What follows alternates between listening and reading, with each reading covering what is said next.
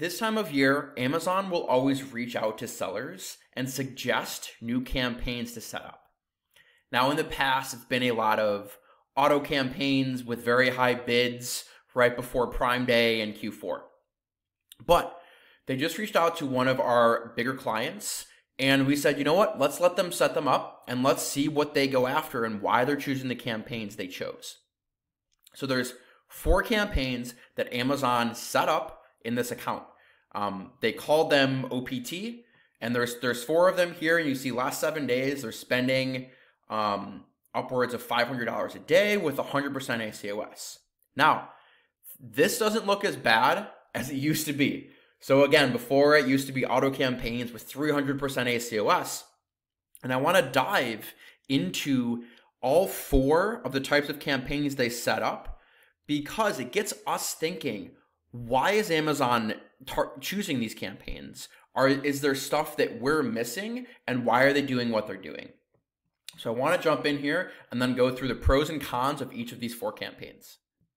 These are the 4 campaigns that they set up.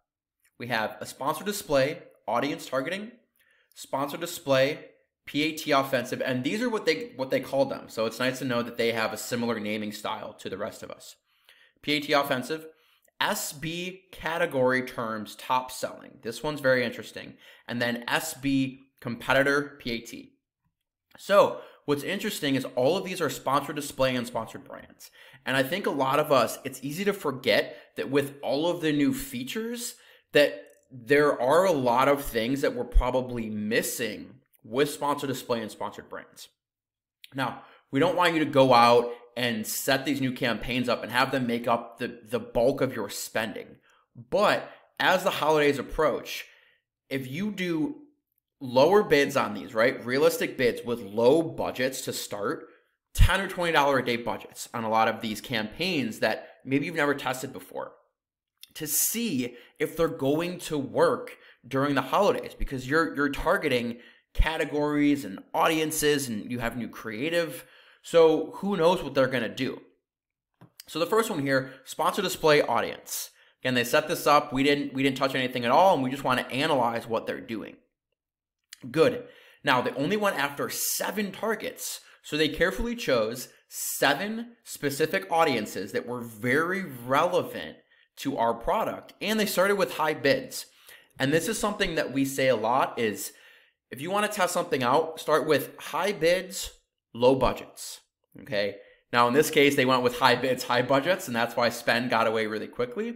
But high bids is how you want to start, because you don't want to start with low bids and have these campaigns just crawling along, right? Q4 is here. You need to get data quickly.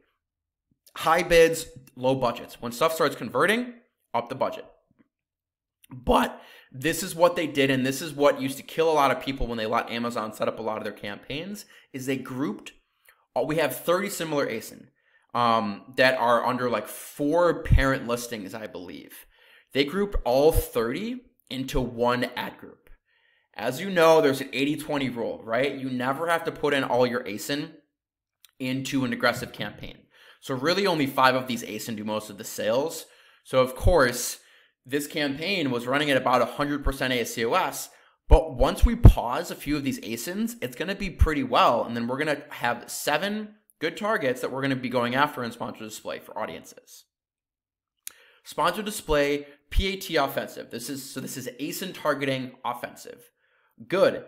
They only went after 20 targets. And that's all you ever want to go after, right? 10 to 20 targets per ad group, regardless of the campaign. If it's headline, sponsored product, sponsored display, 20 to maybe 30 targets should be your max.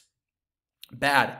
They bid on some of our own ASIN. So what they did is they probably saw, what ASIN are ranking best in this category or for this keyword.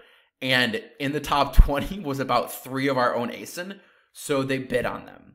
So now we have an offensive campaign that is actually defensive targets. Okay. So we want to pause our own ASIN in there so that we are truly only bidding on offensive. But again, the rest of the other 17, they did high bids, low budgets. SB category, top selling.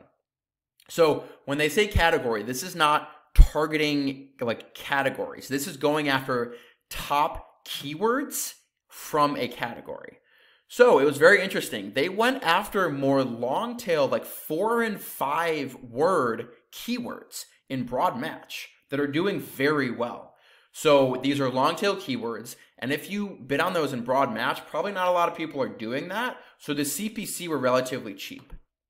But they mixed in broad, exact, and phrase into one SB campaign, and they bid on 39 keywords.